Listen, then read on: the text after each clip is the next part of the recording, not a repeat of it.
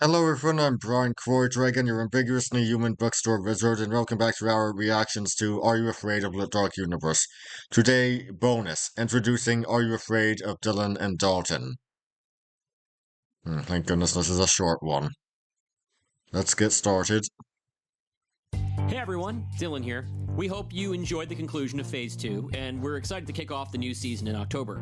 In the meantime, I'm happy to report that me and Dalton's Patreon has passed the $200 a month benchmark, and as promised, we're launching a new monthly podcast exclusively for patrons. On Are You Afraid of Dylan and Dalton, the two of us will talk about anything and everything that's not part of our bootleg dark universe, catering directly to the whims of our generous audience. You can become one of our patrons by going to patreon.com/Dylan and Dalton. That's DYLANANDDALTON. Periodically, we're going to drop a clip from that show into this feed to give you all a little taste of what's behind the paywall. If you dig it, please consider subscribing to our Patreon. For $5 a month, you get this extra podcast, plus access to our Discord server, where our wonderful and welcoming listeners converse about movies, workshop creative projects, and geek out about Are You Afraid of the Dark Universe. It's really the most lovely fan community anyone could hope to have. So come join us. But, don't screw it up. Now, without further ado, here's a clip from the first episode of Are You Afraid of Dylan and Dalton, in which we dig into recent horror releases The Pope's Exorcist and Last Voyage of the Demeter. In 2018, Dylan Roth and Dalton DeShane met when their two rock and roll bands played a gig together in New York City. Now, in 2020X, the patrons that be have called upon them to produce a special bonus podcast where they talk about movies and stuff.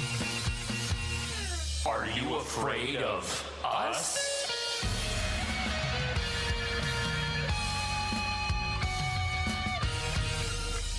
To begin with, I should say that I generally do not get scared by exorcism movies. I do not find them scary, and the main thing for me is, and this is even true of The Exorcist, which of course is a great film. Yeah. The thing that the exorcism represents in terms of the real world fear, your child going insane, is the scariest thing in the world to me.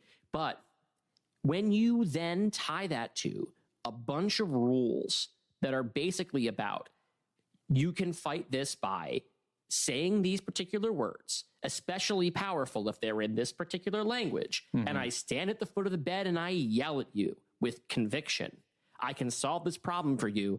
It's that thing where it's like, oh, now it's a thing I can beat, which I understand is the appeal of religion, is you take these things that are unbelievably terrifying and you say, oh, no, we've got a fix for that.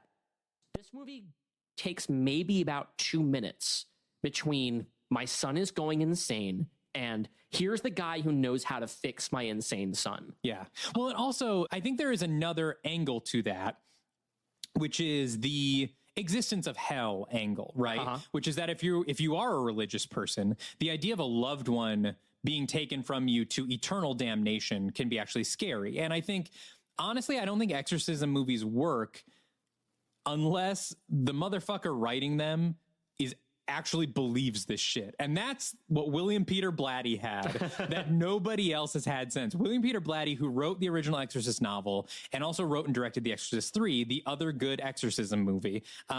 I think better than the original Exorcist. I haven't seen the original in a long time, but we did recently watch The Exorcist 3 together, and that movie fucking rules. It's so good. And William Peter Blatty believes this shit. He is writing a movie about his own deepest, darkest fears. And that works because then he convinces you to be afraid of them. He is afraid of them. Everyone else that makes exorcism movies, it feels like they are playing action figure mashup with the tropes of The Exorcist, the film. But it doesn't feel like they have the fear of God in them. It's them doing the same possessed kid walk, which they do in this, where they're crawling on their hands and legs. And they have to crawl on their hands, legs, and then they go up the walls. Yep, and then someone's got to puke, and it's everyone is just playing monster mash with these tropes, and William Peter Blatty is the only motherfucker who's like, yeah, this could happen to you. And I want to show you how scared you should be of it. That's why he'll never be topped. He's the king. Let's not get away from the questions here. Yes. Michelle asks, Barbie gift, do you guys ever think about death? Yes. Yes, all the time, every day. Are You Afraid of Dylan and Dalton? Available now to paid subscribers via Patreon and Spotify. Yes, interesting. Well, I'll not be reacting to that because I do have things in mind that I want to react to once I'm done reacting to this, but Anyway, that's all for today. I'll see you all next time. See ya!